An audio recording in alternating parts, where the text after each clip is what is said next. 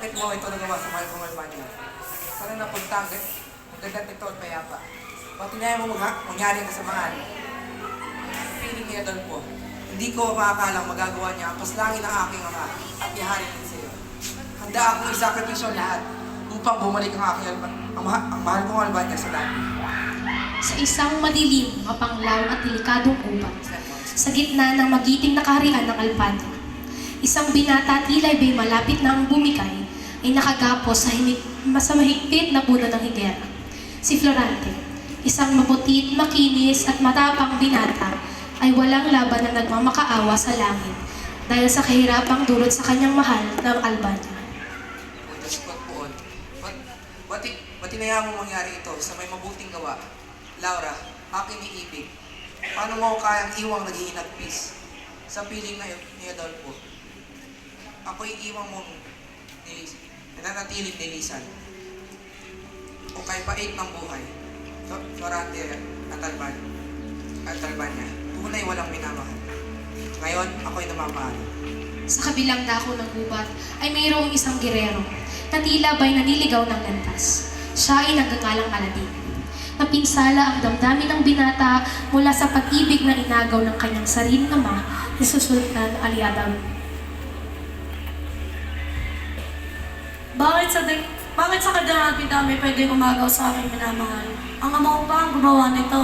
Pag-ibig ko ay nilayo ng taong malapit sa akin. Ako ngayon naririto sa kagubatan, naghihinagpis, pagtataksil ng ama ko makasarili. Sa kalagitnaan ng pagdurusa ni Aladin, ay nakarinig siya ng tinig. Tinig na puno ng hinagpis at takip. Wari ito'y nasa gubatan din. Kaya naman ito'y kanyang hinanap at pinuntahan.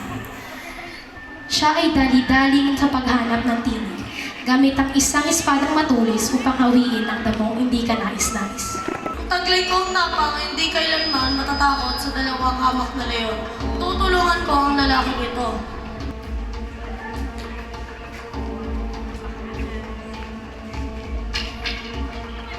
Nang mapaslang ang dalawang kaaway, dali-daling pinakawalan ni Aladin ang banata. Walang kamalay-malay. Ito'y walang hirap niyang inakay ako.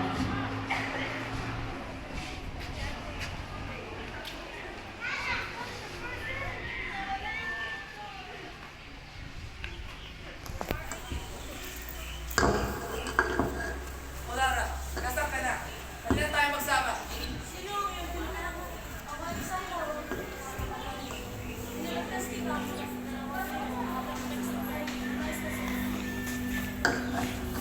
Isang Moro, hindi maaari tayo makipagkaibigan. Walang magkaaway sa sitwasyon natin, puno ng sakit. Kung gayon, ay salamat kaibigan, dahil ang buhay ko ay iyong iningatan. Nang magpakalagayan sila ng loob, nagsimula ng magkwento sa isa't isa ang kanilang sariling karanasan. Ako ay anak ni Duque Peseo at ni Prinsesa Floresca. At ang bata pa lamang, mayroong isang mabangis na bitring na ninais kunin ng diamante sa aking dibdib. May isang archon rin ng tanging kumuha nito.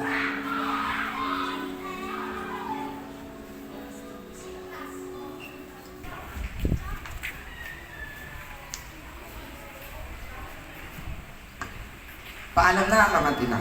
Pangako na aking pagbubutihan ng pag-aaral sa Atenes. Mag-iingat ka, aking anak. Huwag mong papabayaan ang iyong sarili. Ika'y maging matapang at makatarungan, turata sa alam. Gagawin ko ang lahat upang maging kapuri-puri sa inyong paningin. Paalam na.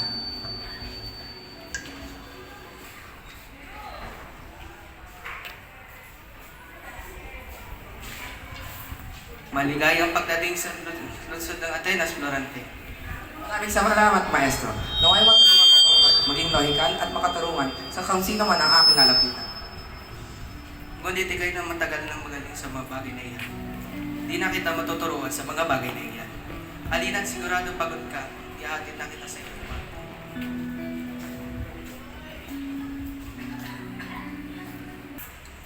Naglaban ang dalawang binata na tila ba'y punong-puno ng karunungan. Ngunit sa dula-dulaan may natalo, at ang natalo sa usahan ito si Adolfo. Isa po yung nais mo sila. At mga mga inapasa iyo. Alam ko ang aking ginawa ay hindi mabuti para sa iyo. Ngunit ang tunging hangarin ko lamang ay magdala ng karangalan sa ating kaharian. Karangalan? Karangalan? Lahat na lamang inapasa iyo, gusto ko pagagawin ng aking karangalan. Hindi pa ba sapat sa iyo ang iyong kausayan? Dapat ka nang mamatay. Bigyan mo yung training na to. Adolfo, kinagapalit ko. Tawag mo. Adolfo, siya lamang ito bulat-bulat. Hindi katanggap-tanggap ang iyong ginawa. Isa ito malaking kamalian.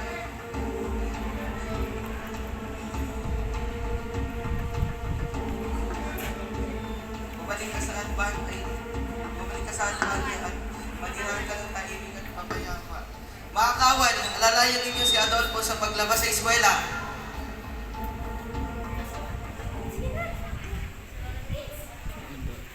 Mga hangal kayong lahat. Pumunta ka sa aking kurate. Babalik ako kita. At doon ay umalis na si Adolfo. Naiwan si Florante sa Atenas upang mag-aral at nang makaisang taon, nakatanggap siya ng liham.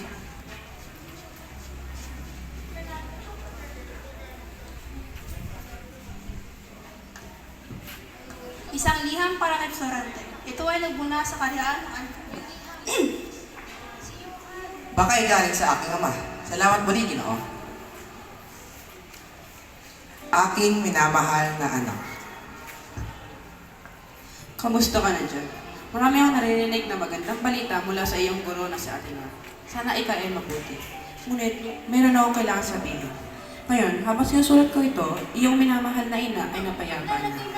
Hindi ko mawari kung ano ang iyong nararamdaman ngayon. Ngunit kinakailangan kong sabihin sa iyo ito. Minamahal, Hama. Hindi! Hindi maaari! Sa lahat po ng tao, ang aking sariling ama ay iniwan na ako. Hindi!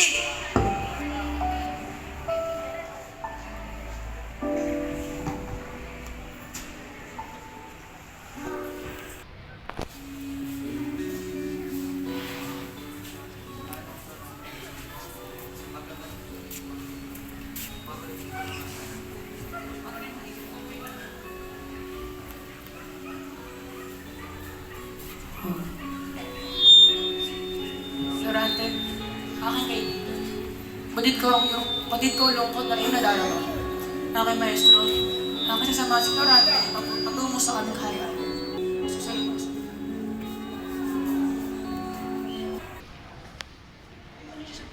Salamat ito ng ating alika. Nagagalak din makita ka, ama.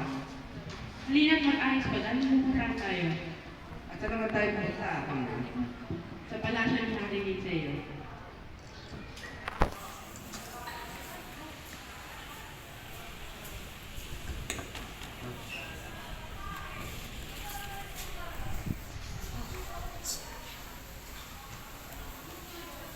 Kinakagalak ko na makita kayo sa personal. Hanggang sa iyo. Ako ay nagagalak din, Florante, sapagkat napagkatagal na simula na aking ikay makita at maraming makikita kung nakatungo ka lamang. Maaari ka nang tumigala, Florante. Oo, manhin. Hanggang sa iyo. Halina tayo. Halina pumasok na tayo sa silid, pagpupulong, upang masimulan na natin ang dapat natin gawin sa sitwasyon dito. Kaya tungo sila upang magkaroon ng isang pagpupulong.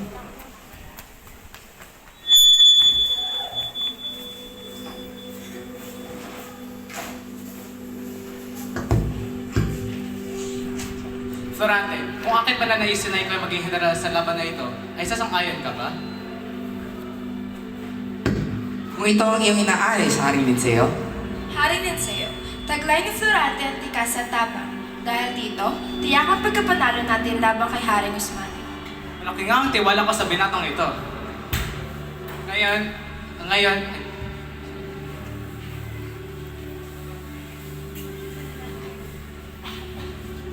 Ngayon, at tapos ng pagpupulong, mayroon akong gusto ipakilala sa iyo, Florante. at sino man iyon? Haring Linseo? Ang anak ko na si Laura.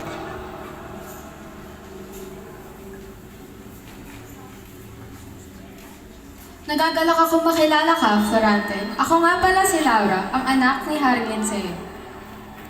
Kinakagalak rin kita makilala magandang binibini. Ako nga pala si Florante. Mukhang magiging maganda ang sama nitong dalawa, hindi ba, Hari Linseo? Mukha nga, Briseo. Kung gayon naman, ay mauna na tayo. Mayroon pa tayong asik kasuwin.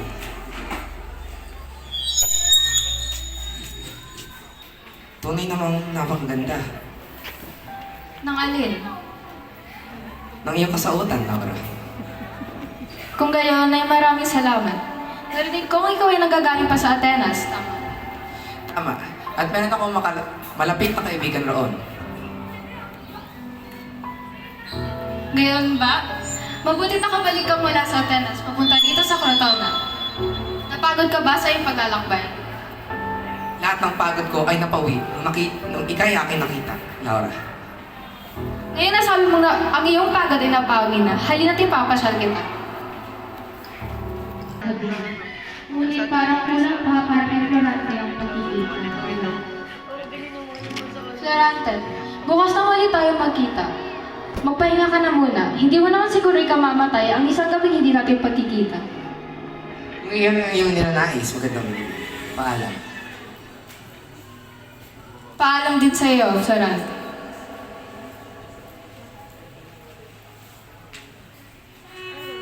Magmula noon ay hindi na nawala sa isip ni Florante si Laura. 3 araw siya manirahan sa kanyang palasyo at araw-araw niyang kasama ang prinsesa. Subalit, nahirapan siyang paibigan ng prinsesa dahil sa dami ng maniligaw na ito.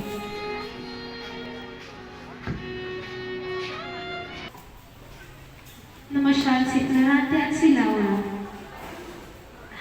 nang biglang nagsalita si Florante. Oo, Laura.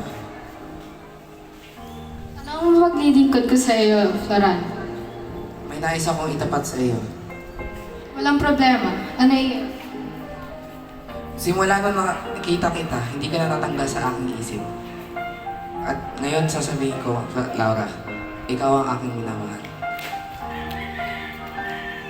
Dahil sa iyong kagitingan at tapang na ipaglingkod ang ating bayan, sa iyong makikisig na pamamaraan, ako rin, Florante, ay umiibig na rin sa iyo. Ngunit hindi nagtagal ay kinakailangan na rin lumisan ni Florante upang maipagtanggol ang Crotona laban sa pananalakay ni General Guzman. Laura, kailangan kong umalis at bumalik sa Crotona. Pangako ko na ako'y babalik. Ako'y babalik para sa iyo.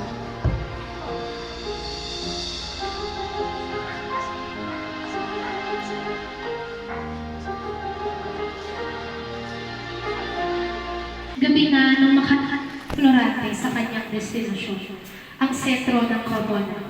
Nang makarating ay nabnuhay ang galing ni Florante nang makita niya ang matawang tayong naraniway ng matawang ng mga Moro. Di ko na tuluyang hayaang mapasailalim ang aming kaharian sa mga Moro na ito. Tumakbo si Florante patungo sa palasyo at hinintay niya si General Guzman.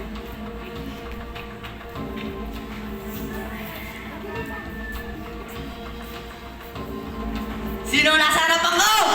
Ako ang iyong ikakamatay! Nagtagal ang giyera nila ng ilang mula.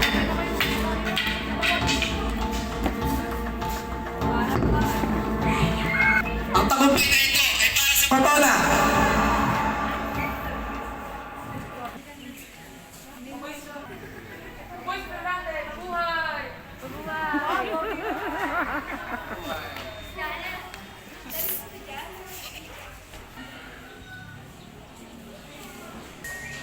Saan mo yan galing kay Hari Linseo?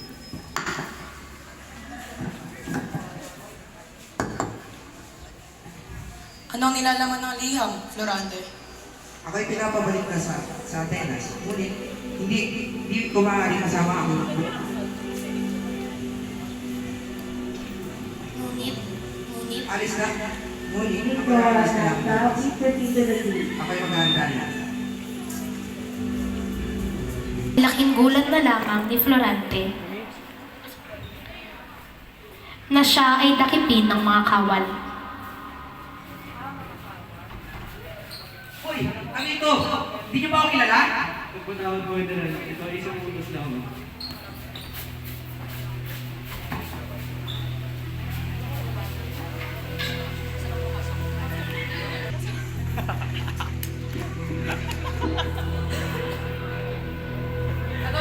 Ano ito? Makawalan ba ako dito? Florante. Di mo ata naiintindihan. Ang kaharian ng Albania ay sa akin na. Ang haring Linceo, aking pinaslang. Iyong ama, aking pinugutan. Hindi sila karapat-dapat dito. Mga walang utak.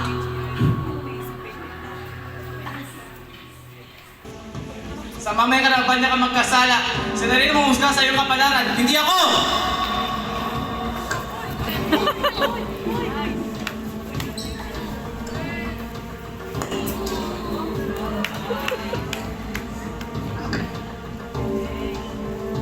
O Linceo, isa kang hangal na tulad ni Briseo. Karapat dapat kang isama sa kamatayan. Aking anak, tulungan mo ang akayin ito sa kaharian.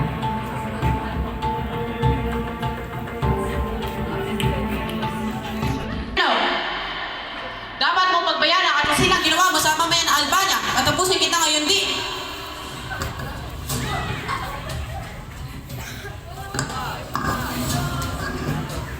Isa ka lang ding hangal na tulad ni Briseo.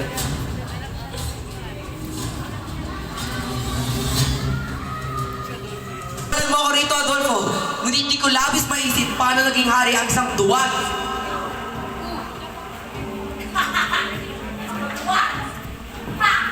Tunay lang malungkot ang iyong mga pinagdaanan.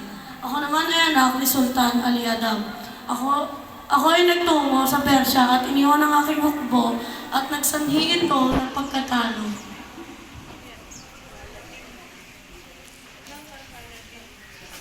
Atin, anong kaiiyan ito? Nakapin mo din ka ng Albania sa ilalim ng pumuno ko. Sa kang pabayang pinuno sa ating po. Sadyang malakas na mga kalalaki ngayon na nagpangalang kalaki. Kapalit ito ay kamatayan. Pumunta siya ng ulo! Ama, naway ako ay iyong mapatawad. Hindi inaasahan ang pangyayari ito. Papatawad lamang kita kung minamahal kong si Charida ay makikipag-isang dibdib sa akin. Kitilin mo na ang aking buhay, wag lang mapasayo ang aking sinta na si Florida. Mawala na siya!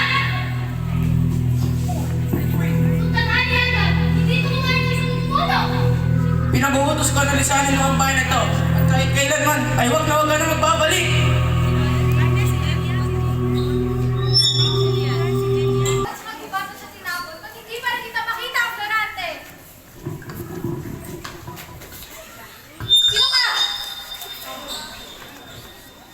Sa ganitong paraan, papasakit.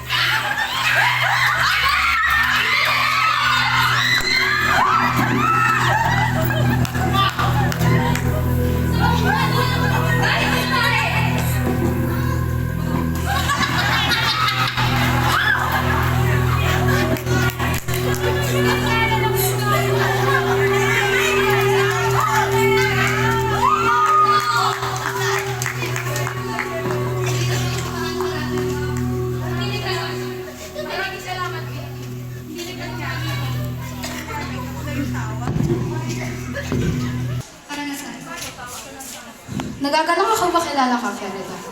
Ako, si Laura, ang anak ni Harry Linceo. Mga kasitan, kaya naisip ko tayo. Hindi ko maaari na makita siyang wala ng buhay. Kaya kailangan ko pumili. Ang aking puso, ang aking buhay. Ikinasal ka sa sultan na kanyang ama. Pagkatapos ng aming kasal, ay nakatakas na.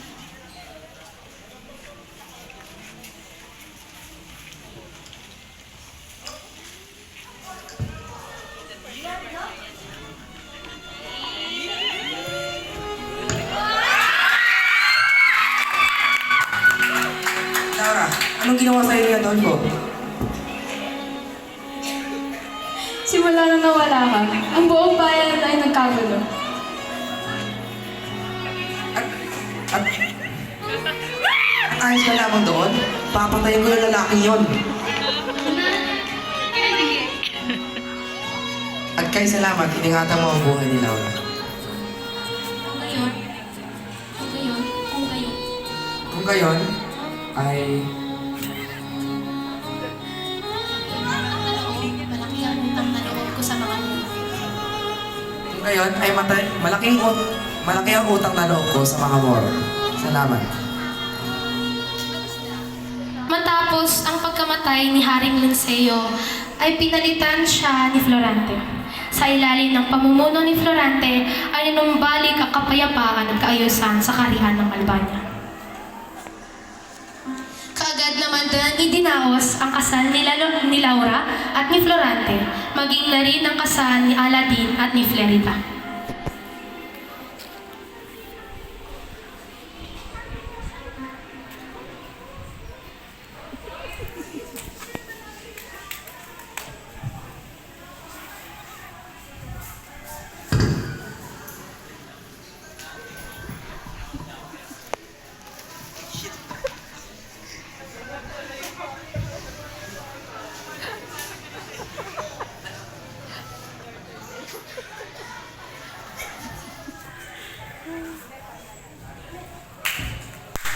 Ikaw, Laura.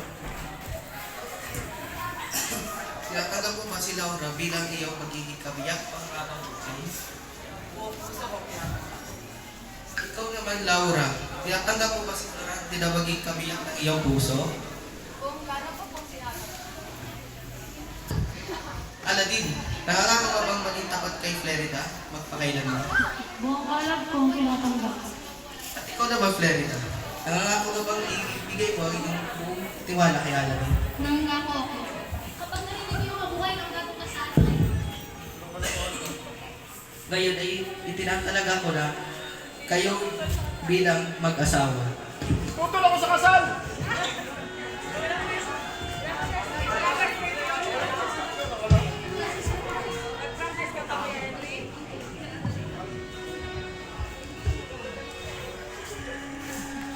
Sexy na yung kahit ako itong pusot.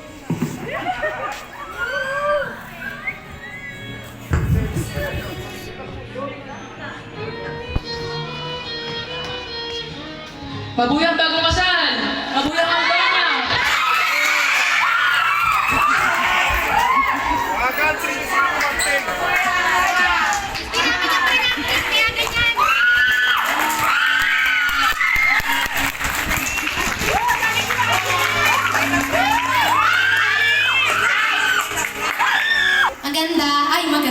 Magandang araw sa inyong lahat. Kami ang Baitang Balo at nagpresenta kami ng Florante at Laura. Ito ang aming mga tauhan. Yeah. Ako si Bliss, gumanap bilang Laura. Anak ni Gina? Ako si Roy, gumanap bilang Florante. Ako si Gab, gumanap bilang Adol. Ako si Julia, gumanap bilang Florida. Ako si Clyde, gumanap bilang Paladin. Sexy? Ako si Andre, gumanap bilang Melando. Ako si Tom, gumanap bilang Sultan Alida. Ako si Joshua, gumanap ako bilang si Anton at Ivan. yan kay Clyde eh. Ang galing nito Dapat nilaksan mo na. Ako si Annika, gumanap bilang Prinsesa Floresca. Ako si Johan, ako gumanap bilang Duke Briseo. Ako si Brett, gumanap bilang Haring Linceo. Ako si Rivik, gumanap bilang Kansilero. Ako si Jim, gumanap bilang Palihim.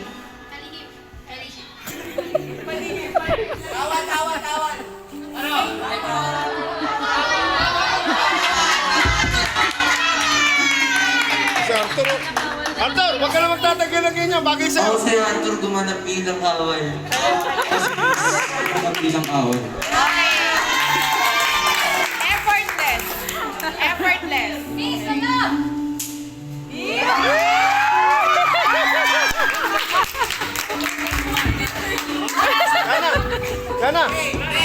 Gana, dam ka na.